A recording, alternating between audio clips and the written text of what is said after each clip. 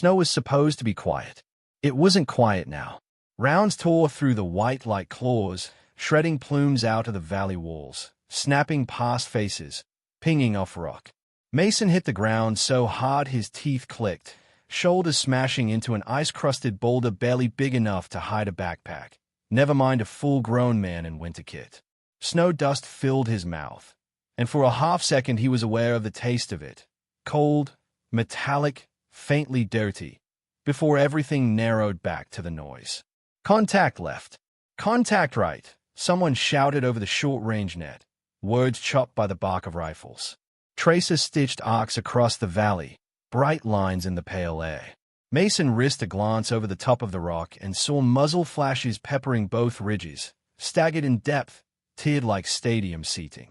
Figures were dug into snow berms and rocky folds high above them, nothing but dark silhouettes behind weapon flashes. They owned the high ground in every angle worth having. He ducked back as rounds slapped the stone inches from his face, chips of rock scoring his cheek. "Red, you good?" he shouted to his right. A grunt answered, "Yeah, for now." Farther down the shallow valley, one of his guys wasn't good. Mason had seen him go down. Carter, rear security today, walking the tail end of their single-file line. The first burst from the ridge had cut into the patrol, and Carter's leg had jerked mid-stride, body pitching sideways into the snow. Now Carter lay on his back, pale winter camo already blossoming dark at the thigh, while Hesco crawled through churned snow to get to him, rounds kicking up white fountains around both of them. "This is Reaper 1-1. Troops in contact. Grid." Mason yelled into his long-range radio, hunching tighter into cover as another burst chewed the front of his rock. Static swallowed his words. Not the usual messy burst, but a thick, constant hiss like someone had stuffed the channel full of sand. He checked the display. Link error. No satellite handshake. The frequency indicator flickered, then froze. He tried the backup channel. Nothing. "Come on," he muttered. "Don't do this to me now." He tried again, giving the grid by memory, shouting over the cacophony. Static. He yanked the push-to-talk away from his mouth and swore under his breath. "Long gun's dead," he said over the intra-squad net, the short range still crackling miserably but at least working. "Assume we're on our own. Stay low. Find cover. Mark your sectors." On the ridgeline above, a machine gun opened up in a solid, brutal roar. It was higher than the rest, perched up in a rocky notch that overlooked the valley like a balcony seat. The arc of its traces swept across the valley floor, seeking movement. One of their own gunners tried to deploy just ahead of Mason. He dropped to a knee, snapped open the bipod, and returned fire. The barrel glowed faint in the cold air as he laid down a stream of rounds, then gave a sick little cough and jammed. The gunner cursed, smacking the side of the receiver, working the charging handle with frantic urgency. The enemy weapon, by contrast, didn't falter. Carter screamed as a round found him again, the sound high and sharp, cutting through the roar like a blade. "Hesco!" Mason shouted. "I've got him." Hesco yelled back, voice raw. He hooked an arm under Carter's harness and dragged him toward a slightly larger chunk of rock, boots scrabbling, body jerking as rounds punched into the snow around them. Mason flattened himself to the ground and forced his mind past the noise. He'd walked this valley on the map a dozen times in the brief back at the outpost. In person, it was worse. A shallow trough, maybe 200 meters long, tapering at both ends. No trees, no tall boulders, just wind-sculpted snow banks and scattered rocks half buried in ice, like someone had sprinkled gravel into a bathtub and then filled it with white. The walls on either side rose steep and smooth, varying between 6 and 12 meters, too sheer to climb under fire. If you got caught in here and someone owned the ridges, there was nowhere to go, nowhere to hide. Every step in the valley floor was inside overlapping fields of fire. A perfect kill box. He peeked again. Muzzle flashes sparked along both ridges. He started counting by instinct, marking clusters in his mind. 2 on the left near the big rock outcrop. Another 3 staggered back behind them. Farther along, he saw at least 2 more guns set slightly lower, watching the exit. On the right, he counted 4, maybe 5. Some were rifles, some heavier, all dug in. They were badly outnumbered. "Boss, I've got at least a squad's worth on my side," Red called from his own sliver of cover. More moving in from the rear. "They are trying to close the gate." "I see 'em." Mason watched as dark figures hustled along the top of the valley in short, disciplined bounds. This wasn't random harassment fire. They were tightening a noose with practiced efficiency. He ducked back down, heart hammering, sucking cold air. They had a wounded man, comms down, no air, no artillery, stuck in a trench of ice with enemy forces moving to complete their encirclement. They had minutes, maybe less, before the walls closed, and the only option left would be to die in a pile or surrender. For half a second, beneath the training and habit and drilled-in calm, a simple thought cut in. "We're not making it out of this." He didn't say that out loud. He forced his voice steady. "All call signs. This is 1-1. We stay alive by staying small. Keep moving. Don't let them bracket you. Fire in short, aim bursts. Conserve ammo." A crack like a whip split the air. It wasn't the rattle of automatic fire. It was a single, clean report, distant and sharp, that cut across the valley like a line drawn with a ruler. Down in the snow, halfway along the left ridge, one of the enemy fighters in mid-rush jerked and pitched forward, sliding down the slope. For a moment, nobody moved. Then his body stopped against a drift, face turned up to the sky, unmoving. Mason blinked. "I didn't shoot that guy," Red said, bewildered. "Neither did I," Mason replied. Another crack. Higher this time. Another rushing figure, this one carrying an RPG slung over his back, spun violently and tumbled, his weapon skidding away in a spray of powder. "What the?" someone started. Then the machine gun on the high notch spoke again, chewing into the valley, forcing heads down. Snow whipped around Mason's helmet as rounds chewed the ground. He gritted his teeth, ready for another rush. The next rifle crack was aimed higher. The enemy gunner in the notch jerked back as if yanked by an invisible rope. His upper body arched away from the gun, hands loosening.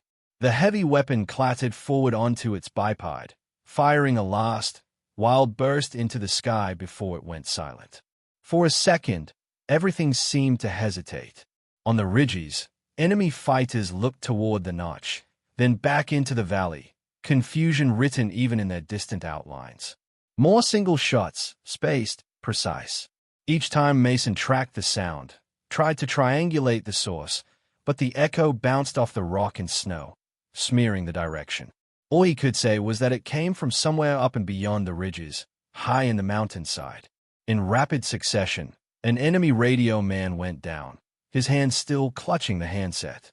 A grenade man lining up a throw jerked sideways and fell into his own blast hole. Another gunner slumped over, his weapon falling silent. The air hadn't gotten any warmer, the valley walls hadn't grown any higher, and Carter was still bleeding onto the snow. But the pattern of the battle was suddenly different. On the right ridge, one of the enemy squads that had been moving to close the rear of the valley stopped midbound. The point man looked uphill, as if listening. The man behind him shouted something Mason couldn't hear over the gunfire. A shot cracked. The point man folded into the snow. The rest of the squad froze. "Boss," Red said slowly, "tell me you've got somebody up there I don't know about." Mason pressed his helmet harder against the rock, eyes cutting to the ridgelines. He saw muzzle flashes. He saw enemy silhouettes hunching, ducking, dragging their wounded back. What he didn't see, anywhere, was the faint glint of friendly glass or the outline of familiar kit at a friendly position. "We've got no other friendlies in this grid," he said. "Nobody this close. Nobody this high." Another crack. Another enemy fighter dropped, arms flung wide, red spreading across white. Someone, somewhere in the snow-covered heights, had them in their sights. And for the moment, that someone was on their side. Mason felt his world tilt, just a little. The problem in front of him hadn't changed. They were still trapped in a kill box, still cut off, still bleeding. But a new variable had just entered the equation. He didn't know who the shooter was. He didn't know where exactly they were or how long they'd be there before the enemy found them. He only knew one thing as he watched another enemy collapse from a bullet that came out of nowhere. They weren't alone after all. That morning, before the valley turned into a throat full of gunfire, the world had been all wind and expectation. The outpost sat on a scoured plateau, a rectangle of shipping containers, HESCO walls, and antennas bristling from the hard-packed snow. The wind came in long, steady pulls, tugging at flags and tops, weaving a low moan in the cables above the main walkway. Inside the operations tent, the air smelled like burned coffee and canvas and the faint tang of diesel leaking in from the generator outside. A map lay spread on the central table, its plastic cover fogged in small patches where gloved fingers had leaned too long. "Route is here," the intel officer said, tapping it with a pen. The valley was just a thin, shaded crease on the laminated grid. Observation Post Alpha to FOB Bear. 24 clicks. Terrain's ugly, but it's a straight shot. Around the table, the SEAL platoon leaned in, shoulders brushing, hoods down. Faces were a mix of stubble shadow, dark eyes, and the faint sheen of cold sweat. "Enemy activity?" Mason asked. The intel officer shrugged. "Low-level militia. Harassment fire out past the ridges, but no organized presence on your route.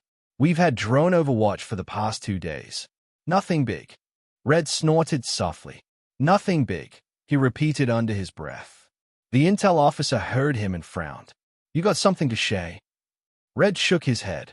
"Just real comfortable when the word nothing shows up in a brief." A few of the guys chuckled. "Look," the intel officer said, adjusting his glasses, "we'd tell you if there was a serious threat. Main concern is the weather. Window for extraction is narrow. Bird can maybe sit on the pad for 5 minutes, 10 tops, before crosswinds get stupid." He tapped a shaded patch near the FOB symbol. "You missed that window. You're walking the last leg home." "Time pressure," Mason noted. "Weather always had a vote out here." On the far side of the table, leaning slightly away from the cluster of bodies, stood Reyes. She kept her hands tucked into her sleeves, thumbs pressed against the inside of her palms. Her face was still, eyes fixed on the map. To someone who didn't know her, she looked bored. Mason knew better. Reyes was never bored around terrain. "Primary responsibility," the intel officer went on, tapping a rectangle drawn near OP Alpha, "is this comms package." The text loaded new encryption keys and surveillance collections from the last week. "We don't have a wide pipe out here, so physically moving the stuff is the fastest way to get it back to division. Losing it would be bad." "Bad as in paperwork," someone muttered. "Bad as in the people listening to you suddenly not being the people you think they are," the intel officer replied. "Don't drop it. Don't break it. Don't let anybody else touch it." "Copy," Mason said. "We're glorified courier service. If that helps you remember not to screw it up, sure." The intel officer capped his pen. "Questions?" Reyes' voice came in low and even. "What's on the other side of the valley?" The intel officer blinked. "Other side? Hey." She stepped closer and traced a gloved finger along the thin line of the valley, then up along an adjacent slope drawn on the map in tight contour rings. "This chute." Her finger paused on a narrow run of elevation lines that pinched together like lips. "How steep is it?" "Steep enough to ruin your day," he said. "Why?" "It overlooks the whole valley," Reyes said. "If someone was going to own that route, that's where I'd sit." "It's unstable," the intel officer replied. "Rockfall, avalanches, and it's a long way around for you." She considered the lines, eyes narrow. "Too much effort for a milk run," one of the younger operators said. "Isn't that what you guys wrote?" "It's a routine escort," the intel officer said, sticking to the party line. "We've done versions of this move a dozen times. You'll have overwatch from the drone for the first leg. You want to climb up there and get your lungs torn up, that's your call. But the plan is simple. Patrol route. Overwatch from the ridge when you can. Get the tablet home." Reyes looked at Mason. He met her gaze. She had eyes like cold glass when she was thinking, clear and distant at the same time. "Options?" he asked. "I take the long way," she said. "Stay on the high ground. Use the chute if it's stable enough. I'll have eyes on most of your route from there. If anyone decides today's the day they get ambitious, I see it first." "You'll be alone up there," Red pointed out. No one to pull your sorry ass out if you slip. Better than all of us being down there with no one looking, she said. Her words hung there for a heartbeat. Mason nodded slowly. Yo, Overwatch, he said to Reyes. Take whatever position you think gives you the best coverage. You see anything that makes your neck itch, you sing out early. I always do, she said. Not always. Something in Mason's memory corrected. He pushed the thought aside. A passing intel tech stuck his head into the tent. Hey, he said, just so you're aware, we're seeing some weird spikes on enemy chatter about new radios. Probably nothing. It's all pretty coded and scattered, but people are talking about gear they haven't seen before. Reyes' eyes flicked up. Whose radios? Ours, presumably, the text said.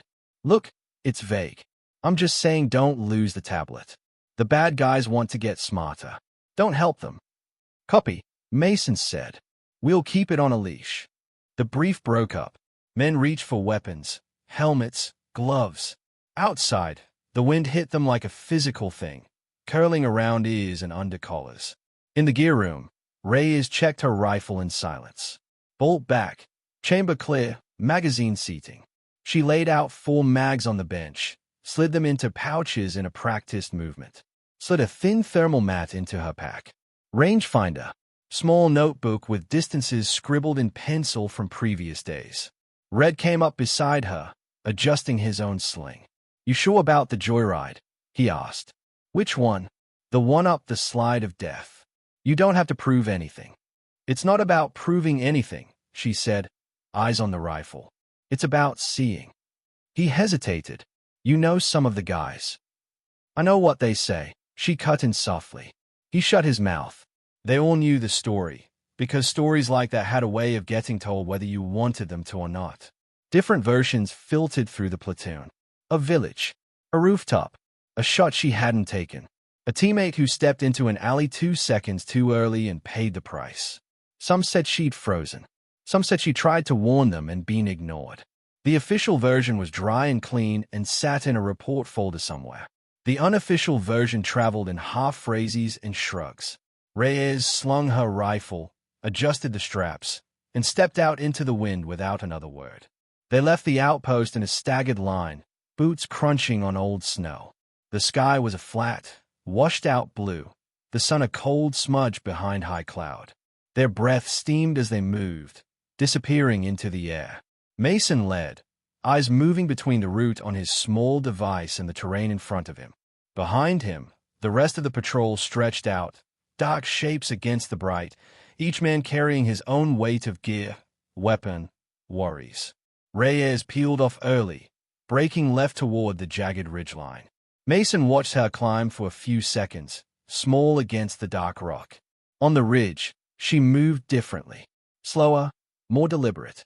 She tested each foothold before committing weight, felt the give of the snow with her boot, listened for the hollow underlayer that meant a drift, not a solid base. Occasionally she would pause, lift her head, and just listen. Up here the wind sounded different, less like a steady moan, more like breathing. She noted small things as she went. Fresh tracks cutting across a slope where there shouldn't have been any. The patrol was the first friendly movement here in a week.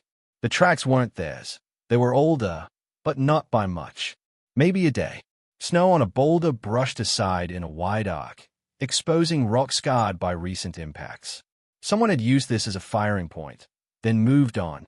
Far in the distance, high on a facing slope, something glinted. Not the harsh, flashing white of sun on ice, but a brief, controlled wink. Glass, she thought. Scope? Binoculars. She keyed her radio. 1-1, ghost. Send it, Mason said. Seeing signs of prior occupation along your route. Nothing current yet. Recommend we keep the timeline tight. Don't hang out anywhere longer than we have to. Copy, he replied. We'll keep moving. She considered telling him about the glint, about the uneasy feeling gathering in the pit of his stomach. She rolled the thought around, weighed it, and decided she didn't have enough to back it. Out here, I've got a bad feeling could mean 100 things. Weather, altitude, memory. She climbed higher. Near midday, she reached the base of the avalanche chute she'd pointed out on the map. Up close, It was an ugly gash in the mountain, a narrow ribbon of ice and broken rock cutting almost straight up from the valley to the upper ridge. The walls on either side were steep and smooth, streaked with old slide scars. She took a breath, listened. The mountain gave no answer. "Of course you're quiet now," she murmured. She anchored her crampons and started up. Behind and below her, tiny in the distance, the patrol threaded toward the valley that would soon light up. They entered the valley with jokes on their lips. Hot coffee and a real chair. Red set into the net, his breath visible as a gust ahead of his face. "Anyone else remember chairs?" "Shut up and walk," Hesco muttered. "You jinx us. I'm making you carry Carter's pack." "Hey," Carter protested from the rear. "My pack doesn't want his pity either." Laughter crackled over the net, light, casual, the kind that came not from actual humor but the need to fill space. Mason smiled despite himself, scanning the ridges. The valley looked even narrower from inside it, the walls rising on either side in smug white lines. Sound felt muffled here, like a room with thick carpet. He checked his small GPS. The device showed their position advancing along the planned route, a neat line in a messy world. On paper, they were right where they were supposed to be. He glanced up again. The ridgeline to the left was a jagged silhouette. To the right, the slope was smoother, broken by occasional outcrops. Nothing moved. High above, Reyes lay behind her scope, the world reduced to glass and crosshaze and breath. From her vantage, the valley looked like a shallow scar in the mountain skin. The patrol was a row of black dots crawling along the bottom of the cut. She dialed her focus, tracking each man in turn. Checked distances she'd already logged in her head. Noted wind direction by watching tiny plumes of blown snow lifting off the far ridge. She was just about to shift her scope to the upper slopes when she saw it. A flicker, not from the valley floor, but higher. A piece of cloth fluttering where there shouldn't be cloth. A silhouette that didn't match rock. Her breath paused without her willing it to. 1-1. "Ghost," she said, voice low. "Go," Mason replied. "Possible movement high left, above your 10 o'clock. Can't confirm numbers. Proceed with caution." Mason's heart gave a small, annoyed kick. He hated the phrase, "proceed with caution." It was all they ever did. "Copy," he said. "See if you can get me anything more specific." "Working on it," Reyes replied. She shifted, widening her field of view. Shapes hinted at the edge of what she could see, bits of dark against the white, then gone again. Good camouflage. Good discipline. Her skin prickled. She tried to pin one down, following the ghosts of movement up and along the slope. For a moment, two silhouettes overlapped, and she saw them clearly. Men in cold weather gear, not local mismatched militia, but uniform. They moved in quick, short bounds, staying low, rifles close. Definite. She opened her mouth to call it in just as Mason reached for his long-range radio again, wanting to get ahead of whatever her instincts were screaming about. He never finished the transmission. The radio's display fuzzed out, the small icon in the corner indicating satellite link flickering once, twice, then vanishing completely. The hiss in his ear turned from intermittent to a steady wall of sound. "What the?" He tapped the set, checked the antenna connection, switched frequencies. Static. Down in the snow around them, half-buried devices no bigger than fists blinked tiny green LEDs. They sat in shallow depressions, their camouflage tops painted to match the snow and rock. The only thing that gave them away was the faint pulse of light as they came fully online. High on a flank, a man beside a metal case watched a small screen and nodded, turning a dial. Above, Reyes saw the glint again, not of glass this time, but of metal. She shifted, drew in the scene, realized what the half-buried mounds were. "Jammer," she said into the net. "You in a jammed zone." "Repeat, you are." Her words cut out mid-sentence, swallowed. "Say again, Ghost," Mason said. No answer. He tested his own net. The short range still worked, voices buzzing in his ear, but anything beyond the valley was a dead silence. They were in a bubble. Time slowed, thickened. The first volley dropped into the valley from both ridges at once. Rifles, machine guns, a coordinated, disciplined opening that swept the length of the patrol. driving them instinctively to the ground. Contact! Mason yelled, though no one really needed to be told anymore. Blood already flecked the snow as men scrambled for cover. Ahead, their own gunner tried to plant, set up, return fire. He squeezed off a burst, then another. Steam rose from the barrel in the cold air. He kept going, teeth bared, until suddenly the weapon choked and locked. "Guns down," he shouted, ripping at the charging handle. His fingers slipped on the metal, numb from cold and adrenaline. "She's cooked. Clear it or ditch it," Mason called. "Short bursts only from here on out. Conserve." Above, Reyes found the first firing position and went to work. She took the man on the rightmost rock, tracking his shoulder as he leaned to fire, squeezing at the bottom of her breath. He folded backward, rifle leaving his hands. She shifted, found the man beside him, already adjusting. The wind cut across her face, biting skin. She calculated distance, drop, drift, the way other people might calculate a restaurant tip. The shot felt clean. The man jerked, slumped. Her radio remained dead. No acknowledgement, no feedback, no chatter. She was alone in her own pocket of sound. Down in the valley, Carter cried out as a round ripped into his leg, the force spinning him. He hit the snow with a grunt, hand clasping instinctively at the wound as warmth spread under his glove. "I'm hit. I've got you." Hesco yelled, throwing himself sideways, sliding on his hip through the snow as he reached for Carter's harness. "Tourniquet!" Carter gasped. Hi. Hesco wrapped a strap around Carter's thigh above the wound, cinching it tight. Carter screamed again, this time a raw, animal sound. Hesco kept tightening until the blood slowed, the fabric dark and stiff. Rounds ripped into the drift behind them, throwing chips of ice into their faces. "Got to move him," Hesco muttered. "Gotta get you behind something that's not 2 inches tall." He dug himself in, low crawl, pulling Carter by the harness, inch by inch toward a slightly larger boulder 40 feet away. Every foot gained meant fresh snow fountains as rounds chased them. On the ridges, enemy fighters moved with unnerving confidence.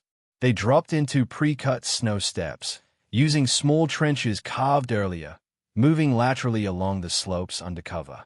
They knew exactly where to go, where the dead ground was, where each firing point overlapped the next. They'd rehearsed this. Watching from above, Reyes felt her stomach go cold in a way that had nothing to do with the wind. She had seen setups before, good ones, but never anything this polished from the groups they usually faced out here. This wasn't random militia. This was a trained cell, and they'd chosen this valley for a reason. Her scope tracked lower, down the slope, past the leading elements of the assault. There, in the shadow of a boulder, she saw a smaller team moving differently. They weren't focused on firing at the patrol. They were angling toward the center of the formation, toward a specific man whose pack was bulkier than the rest. The man carrying the hardened tablet. "They're not trying to wipe you," she realized. "Not only, they're trying to take something." Come on, she muttered, hating the silence in her ear. "Pick up. Somebody."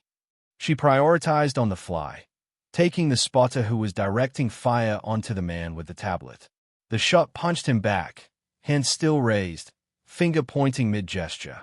She moved to the assistant gunner, feeding a belt into a machine gun that had been chewing a path toward Carter's position. One shot, and the belt jerked loose, rounds spilling into the snow. Each trigger pull was a choice. Each shot taken meant another she couldn't take somewhere else.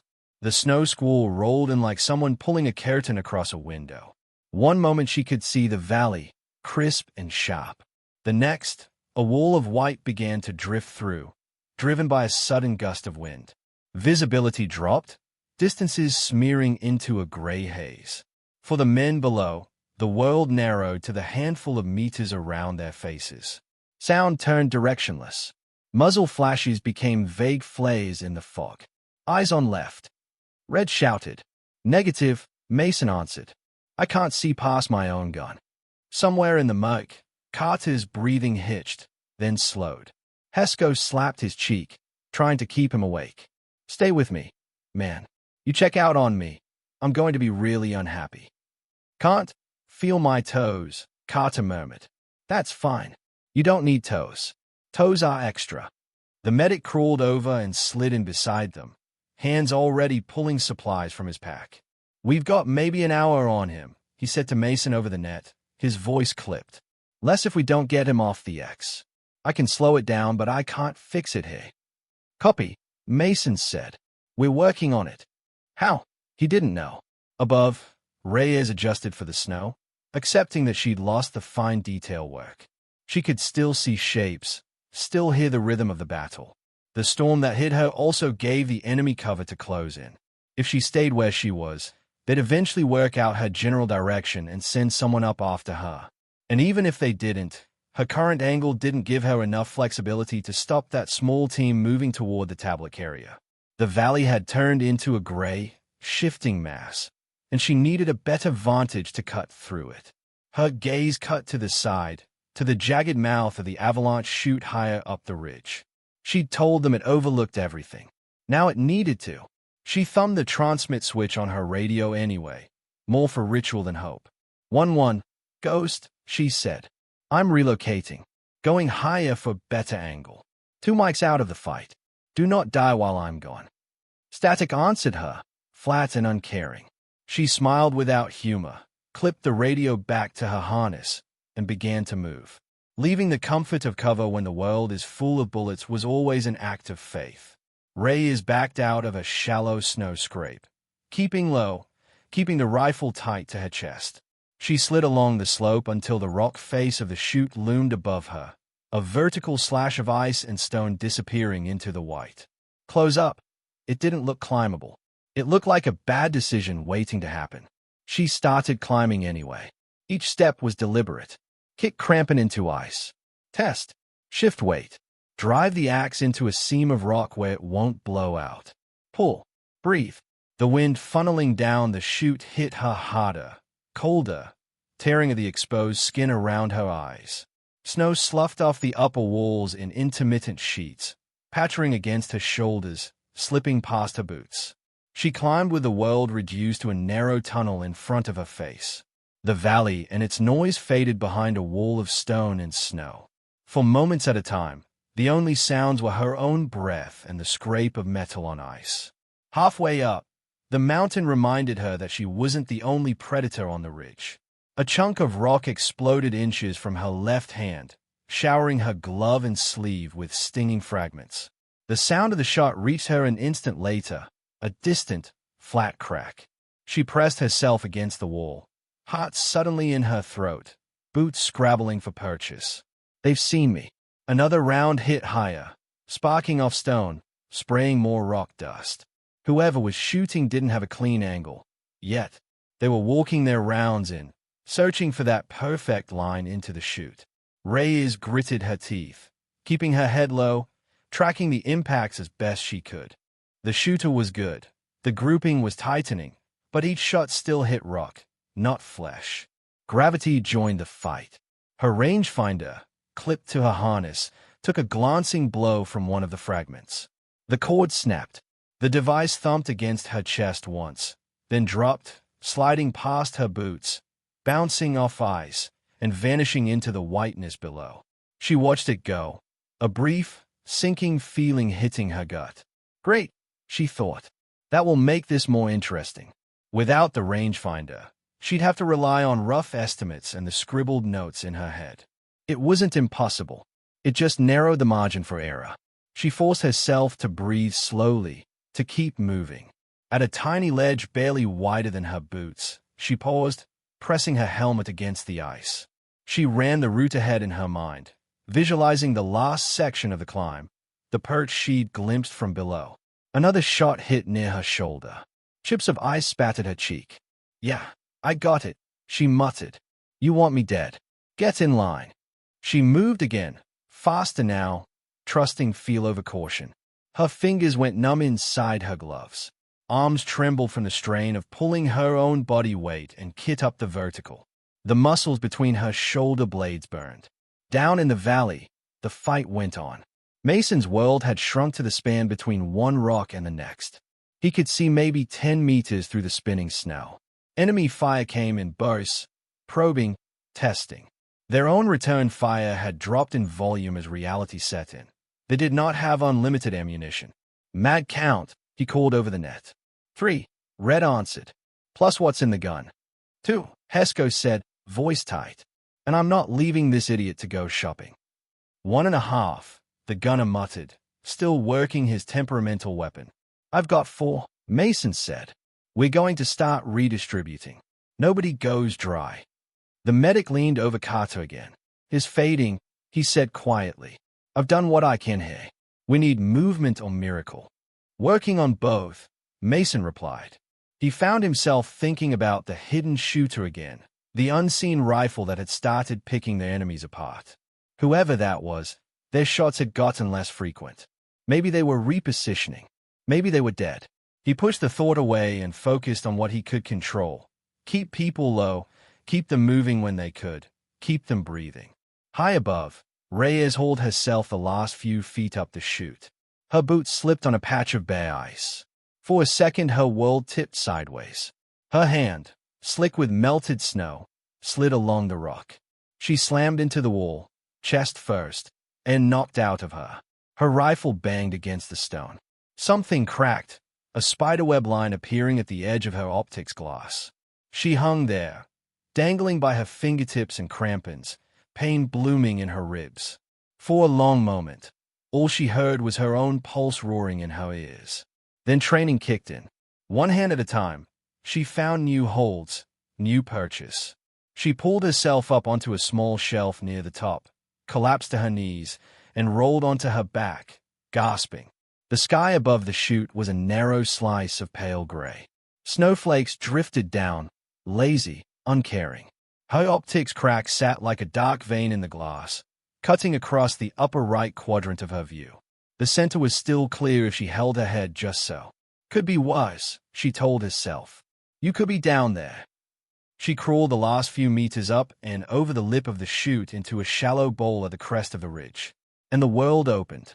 From here, she could see everything.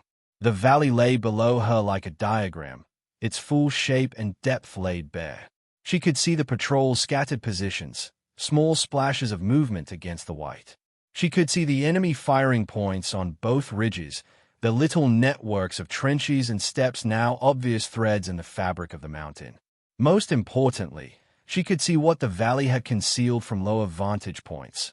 A makeshift command node set back from the edge of the left ridge, marked by a cluster of men, a field table with a map weighted by stones, a tall antenna jutting from a metal case. Beside the case sat a crate wired to a generator. A whip antenna extended from the crate, its base thick with cables. The jammer. She slid into a prone position, laying the rifle out before her, wincing as her bruised ribs protested. She planted the thermal mat under her chest to buy herself a little more time before the mountain leached all the warmth from her bones. She adjusted her cracked optic until the center portion of the glass aligned with the command node. She placed the reticle on the man pointing at the map, watching his lips move as he gave directions. "This is going to hate," she whispered, thinking not of herself, but of what was about to happen to the men around him. She exhaled and pressed the trigger. The shot lanced down through the thin air, a line from one cold heart of the mountain to another. In the command node, the leader's head snapped back. His body jerked, then collapsed into the snow beside the table, scattering pebbles and papers. The men around him recoiled instinctively, ducking, eyes searching for a threat they couldn't see. Reyes was already on the next target. The radio operator knelt beside the fallen leader, one hand still on the handset, mouth open in a shout. The reticle settled on his throat. She fired again.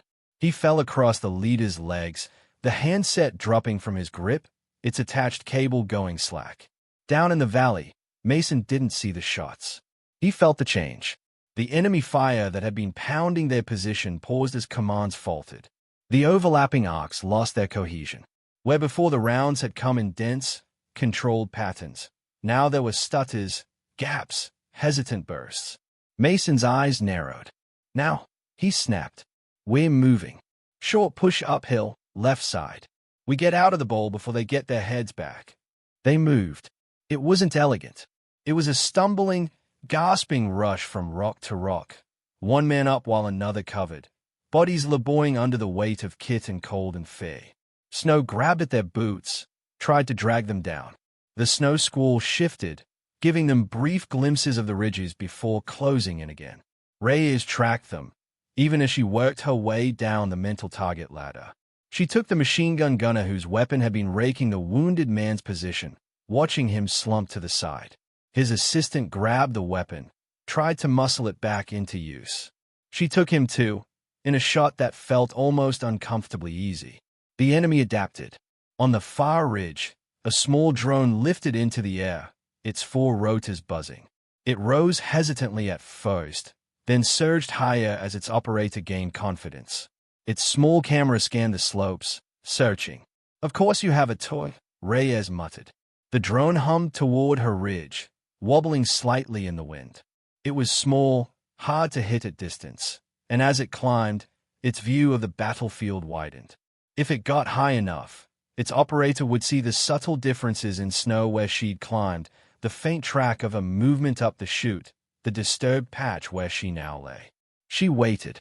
Shooting a drone wasn't just about hitting it. It was about hitting it at a moment when destroying it mattered. Too early, and its operator would still have enough data to approximate her location. Too late, and it would transmit her position. Before it died, the drone rose above the ridge line and, for a second, hovered in a tiny dead zone where terrain blocked its line of sight back to the operator's receiver. Reyes exhaled and fired. The round hit one of the rotors. The drone pitched sideways, began to spin, then disappeared over the edge in a ragged tumble. A moment later, a soft crash drifted up. In the absence of drone eyes, the enemy tried something cruder. Mortar rounds began to fall along the ridge, the first landing a good 30 meters to Reyes' right, sending a fountain of snow and rock into the air. The explosion rolled across her chest like a physical shove. She gritted her teeth, squinting through drifting dust. Another round landed farther left. They were bracketing, adjusting without precise data, throwing steel and hoping physics would do the rest. She adjusted her position slightly, a careful shuffle that kept her within her prepared scrape, but altered the angle enough to foil simple spotter logic. And she kept shooting. RPG teams lined up shots, hunched behind their launchers, aiming arcs that would send heat into the valley's few decent pieces of cover. She took them one by one, prioritizing those whose lines of fire intersected the wounded man's position. On the right flank, she saw a crew-saved weapon being moved to a new notch, its crew intent on setting up a crossfire that would catch the SEALs as they tried to climb. She crushed that effort with two quick shots, one for the man carrying the tripod, one for the gunner. Her optics crack forced her into awkward head positions to keep each target in the clean part of the glass. Her neck ached. Her eye throbbed from the strain. Without the rangefinder, she relied on landmarks, memory, and instinct. Rock outcrop at 300. Lone twisted tree at 400. Adjust, shoot, confirm. Below, the patrol clawed its way uphill, dragging Carter on a makeshift sled formed from his mat and pack. Hesco and the medic took turns, muscles boning, lungs on fire, booting upward a few steps at a time before dropping to their knees to shoot back. "Almost there," Hesco lied. Carter laughed weakly. "You said that 5 rocks ago." "Yeah. Well, time moves different when you're having fun." On the far side of the ridge, a pair of enemy climbers started up a shadowed line, their path angling toward where Reyes lay. They moved fast, traveling light, keeping low against the rock. One had a rifle slung across his back, the other a small pack likely full of explosives. Reyes only saw them because part of her brain refused not to keep scanning, even while the rest focused on the valley. She switched targets, tracking their ascent. They were good, disciplined, synchronized, staying within each other's shadow. She saw only bits of them at a time, a boot, a gloved hand, a shoulder.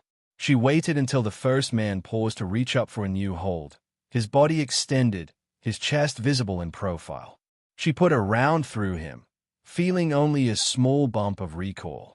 He let go, falling backward into the climber behind him. Both men tumbled, caroming off rock, disappearing into the snow. She barely had time to register their fall before going back to the main fight. The jammer crate on the far ridge had been an angry presence at the edge of her vision since she'd reached this ridge. She knew she'd have to deal with it eventually.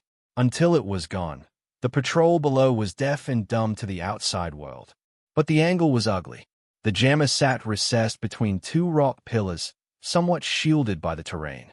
From most positions, it was hidden. From here, she could see just enough: the whip antenna angle, the glint of the metal case, the shoulder of the technician adjusting the controls. It wasn't a wide target. It was a problem. She watched the wind. She tasted the air. She thought of the previous mission, of the rooftop in the alley and the decision that had carved a line through her life, of the child who had appeared in the wrong place at the wrong time, of the teammate who had stepped into the kill zone while she was still recalculating. Not this time. She built the shot in her mind before she took it. Distance. Drop. Drift. The way the round would arc between the rock pillars, the margin of error measured in inches. She exhaled, slow. The world narrowed to the technician's shoulder. She pressed the trigger. The round sliced through the gap, punched into the tech's chest, and kept going, tearing through cables and metal. The crate sparked, then belched smoke. The whip antenna sagged. The generator sputtered and died. In the valley, a dozen radios crackled at once as the blanket of static lifted. Reaper 1-1. This is Bear Actual. Say status. Copy, troops in contact. We've been trying to raise you for 15 mics. Voices crashed over each other in Mason's ear. He almost laughed with relief. Bear Actual. This is Reaper 1-1, he said, cutting through the noise. We're in a coordinated ambush. Grid as follows. He spat out the numbers, eyes flicking between cover and horizon. We have one urgent surgical, multiple minor. Enemy forces on both ridges with heavy weapons and a jammer that just went offline. Immediate support requested. Reaper 1-1, acknowledged. Bear replied. We've got a bird already in the air rerouted to you. Limited on ordnance, but we can do some housekeeping. Mark your position. Be advised. There are civilian villages 3 clicks east of your grid. Keep your fire requests tight. Mason's gaze went to the ridges, then beyond, to where he knew those villages sat tucked into quieter valleys. Understood, he said. We're not glassing the mountain. We just need a nudge. He looked at the men huddled around Carter, at the lines of strain etched into their faces, at Hesco's blood-streaked gloves, at the medic's jaw clenched so tight a muscle jumped. Above, the hidden rifle continued to crack in steady rhythm. Ghost, this is 1-1, he said, even though a part of him doubted she'd hear it. If you're still up there, keep carving them up. We're moving to the LZ. A brief pause, then a voice came through, quieter than the rest, but solid. Copy, Reyes said. Thought you'd never call. Relief loosened something between his shoulders. Moreover, the puzzle of the ghost shooter suddenly slotted into place in his mind. Only one person he knew would put herself through a climb like that for an angle that good. Only one person would stay off the net until it absolutely mattered. He owed her more than a thank you. That could wait. Boat inbound in 10. Bay said over the net. Pop smoke when you see her. Copy all, Mason answered. Reaper moving. They climbed. The last stretch to the extraction point felt like walking through wet cement. Every step uphill cost double. Carter drifted in and out of awareness, mumbling half-words.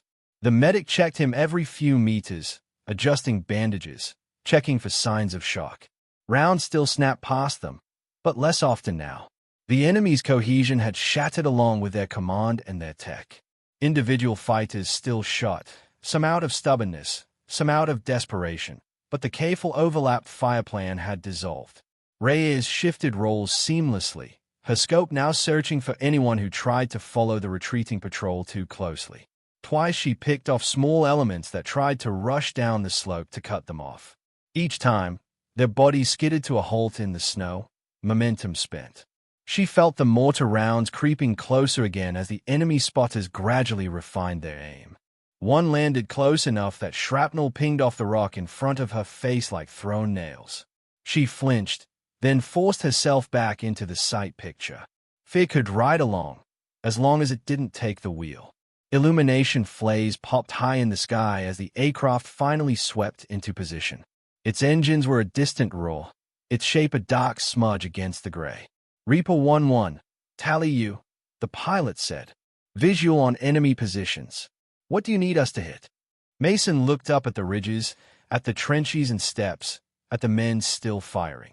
Then he thought of the villages beyond, of roofs and courtyards and people who had no idea a kill box had opened within shouting distance of their homes. Target the far side ridgeline, west end, he said. Keep it tight. We just need their heads down. Roger that. Danger close. The first burst from the aircraft's gun tore into the far ridge, sending up plumes of snow and rock and bodies. The sound rolled down into the valley, a long, tearing growl. The enemy went low, instincts taking over. Fire from that side faltered as they hugged the mountain. Move! Mason shouted. This is our window. They broke into a stumbling run for the final stretch, Carter's sled bouncing and jerking as Hesko and the medic dragged him. Red fired short bursts over his shoulder without looking, trusting angles rather than eyes. At the LZ, a flattish patch near the shoulder of the ridge, a helicopter flared into a hover, then settled onto its skids, snow whipping into clouds around it. The roar of the rotors blanked out the world. Crewmen leaned out, waving them in, their own weapons scanning the ridges. One by one, the SEALs stumbled toward the open door, shoving Carter's sled in first, then piling in around him. The medic climbed aboard, shouting vitals over the engine noise. Hesko clambered in last, hands slipping on the metal, boots banging on the edge. Mason turned, scanning for one more figure. For a heartbeat, he saw nothing but snow and rock and the half-seen shapes of enemy fighters taking cover from the aircraft's fire. Then, on the upper ridge line, a small silhouette appeared, just for a moment, flat against the sky. A figure in winter kit, rifle slung, moving with the deliberate, careful steps of someone who had just burned their muscles empty. Reyes. She started down toward them, body moving stiffly, each step a small act of rebellion against exhaustion. Reaper, we got to go, one of the crewmen shouted over the wind. Mason hesitated at the open door, body halfway in, halfway out, every instinct screaming at him to stay until he could physically grab her and yank her onto the bird. Another mortar round went off along the ridge, closer than the others, showering the LZ with snow and fragments. Something stung his cheek. He made himself climb aboard, because she would kill him if he got himself blown up standing on a skid trying to be a hero. The bird began to lift, rotors biting deeper into the air. The ground dropped away. The valley shrank. For a terrifying second, it looked like Reyes wouldn't make it. Then she broke into a short, ragged sprint, boots slipping on the snow, legs almost giving out. She reached up as the helicopter lifted, fingers catching the edge of the door frame. Hands grabbed her harness, hauling. She swung against the fuselage, slammed into the inside, and collapsed against the deck, chest heaving. The door slammed. The bird banked away, the valley turning sideways in the window. For the first time since the shooting started, everything else began to recede. Back at the FOB, the snow looked different. Maybe it was because the landing zone was flat, or because the base lights threw a warmer hue over the drifts. Maybe it was the contrast. After the feral, exposed valley, the Hesko walls and watchtowers felt almost domestic. They offloaded fast. Carter went straight to the med bay, a flurry of gloved hands and clipped commands shepherding him away. Hesko followed for 3 steps before a nurse turned, held up a hand, and told him to wait outside. He stood in the hallway, helmet in his hands, staring at the closed door as if he could will it to open again with good news. Mason and the rest shuffled into a debriefing room that smelled faintly of coffee and printatona. They dumped their gear in a corner, weapons cleared and racked, hands suddenly feeling empty without the familiar weight. Reyes sat at the end of the table, closest to the door, as if she were already halfway out even while seated. Her optic lay in front of her, the crack across the glass stark under the fluorescent lights. The intel officer who'd briefed them that morning now stood at the front of the room, a screen behind him displaying a satellite map of the valley. He looked different without wind tugging at his clothes. More solid. Less sure. First things first, he said. You're all here. That matters more than any of this. He gestured at the map. That said, we need to talk about how close this came to being much, much worse. He clicked a button. The image on the screen shifted to a diagram of the valley overlaid with colored lines. Red arcs showed enemy fields of fire. Blue dots marked the patrol's positions. Yellow triangles indicated pre-positioned equipment. We've confirmed the enemy element was not local militia, he said. They were a trained special cell, likely foreign-backed. Their attire, discipline, and comms gear all point to that. They had a well-rehearsed plan and detailed knowledge of your route and timeline. Yeah, we noticed, Red muttered. The intel officer ignored him and clicked again. The screen zoomed in on the valley, highlighting points where tracks had been seen on prior drone runs. We went back through overhead imagery from the past week, he continued. We should have caught this, and we own that. There were signs of preparation. Trenches, pre-cut steps, caches.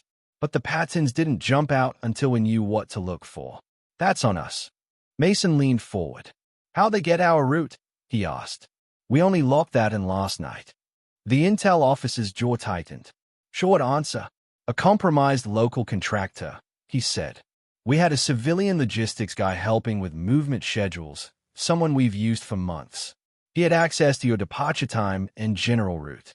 We've since confirmed communications between his phone and a number associated with the cell you engaged. Silence settled over the room, heavy. So we walked into a trap they built with our own calendar, Red said. Essentially, the intel officer replied. We're tightening procedures. Is being detained and questioned. But that's why their ambush was so perfectly set on that valley. They knew you'd be there, when you'd be there, and roughly how many of you there were. He gestured at another image, a close-up of the jammer crate Reyes had punched. Their primary objective was the comms package, he said. That tablet contained new encryption keys and recent collections from multiple operations. If they captured it intact, they'd have had a chance to break into our traffic, listen in, and possibly push false orders. At minimum, they'd have forced us to burn a lot of networks and assets. That would have been bad. Yeah, Mason said. That would have been catastrophic, the intel officer corrected. You save a lot more than just your own skins out there. His gaze slid to Reyes. Especially you, he added. She shifted slightly, uncomfortable under the weight of everyone's attention. I was just doing my job, she said. Your job, he said dryly, involved climbing what amounts to a vertical death slide under fire without a rangefinder and with a cracked optic, then systematically dismantling their chain of command, heavy weapons, and jamming capability while under mortar fire. So yes, your job, but also more than most jobs. Red gave a low whistle. When you put it like that, I almost feel underqualified to breathe the same air. Reyes looked down at her hands. They were still lightly trembling from adrenaline and fatigue. Later, after the formal debrief droned on about lessons learned and future precautions, they drifted to the team room. It was a low space with couches that had seen better years and a coffee machine that had seen better lifetimes. A TV in the corner played muted news feeds. Someone had left a deck of cards on the table, mid-game. Reyes stood near the back, leaning against the wall, mug of something hot cradled between her palms. She stared into it like the surface might show her another map. The room's hum settled into a low murmur. Stories began to circulate in the way they always did after missions, each retelling smoothing certain edges and sharpening others. Saw that guy on the ridge just drop? Hesko was saying. I swear, there was nobody near him. It was like the mountain got tired of his face. Thought we were done when the radio went dead, Red admitted.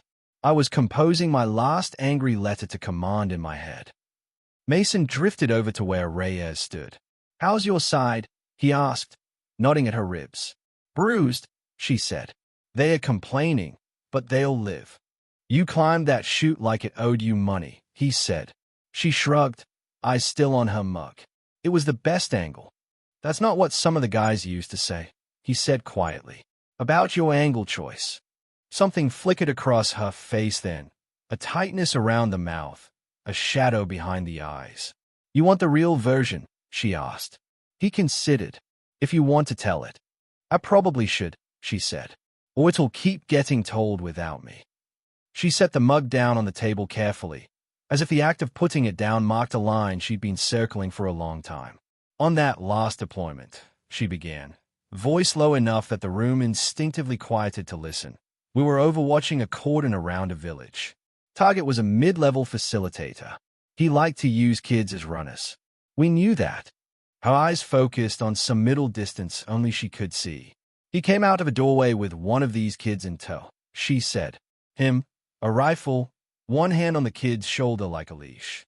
I had the shot, clean, mechanically, sent to a mass.